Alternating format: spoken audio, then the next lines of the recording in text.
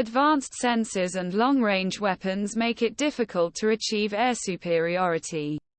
Experts on both sides consider it increasingly unlikely to permanently control the weather. The classic definition of superiority is based on a simple premise: while your air power is performing its assigned tasks, it can prevent enemy forces from doing the same. But the United States and China are trying to realize that controlling the sky doesn't mean as much as it used to. Strategists on both sides are wondering if it's possible to maintain air dominance for short periods of time against close opponents.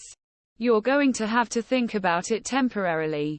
Clinton Hinote, who retired as Lieutenant General from the U.S. Air Force earlier this year, said in a recent Aviation Week podcast, you can organize your power to create supremacy so you can do something and then back off or try to regroup.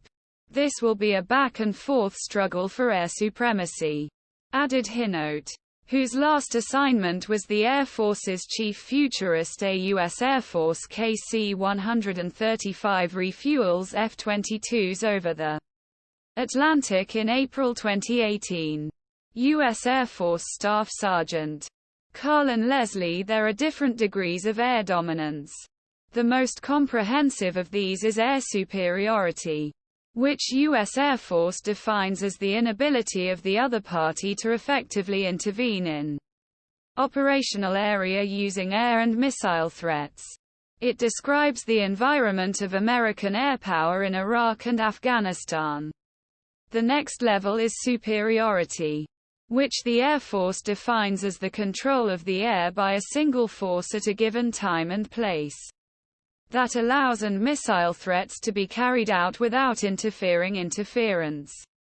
Think invasion of Normandy in 1944, where the Luftwaffe was more a nuisance than a threat. Or Vietnam, where major U.S. ING campaign was blocked but never stopped by North Vietnamese MiGs and anti-aircraft guns. These concepts date back to 1920s and Italian air power theorist Giulio Douhet, who argued that the Air Force should be independent rather than part of armies as was common at time. Douhet also believed that strategicing alone could win wars by destroying enemy cities, which would cripple the economy and undermine civilian morale. Doing so required preventing the enemy from using the same air power.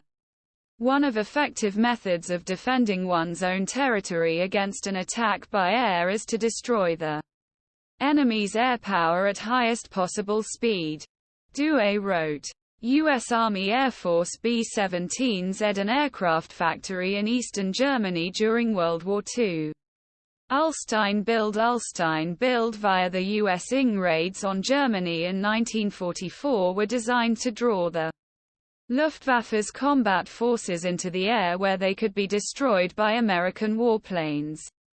Prior to Israel's spectacular victory in 1967, a surprise airstrike took place that destroyed the Arab Air Force on the ground and enabled Israeli ground troops to receive sustained air support without interference, despite presence of advanced jets, especially on the Russian side.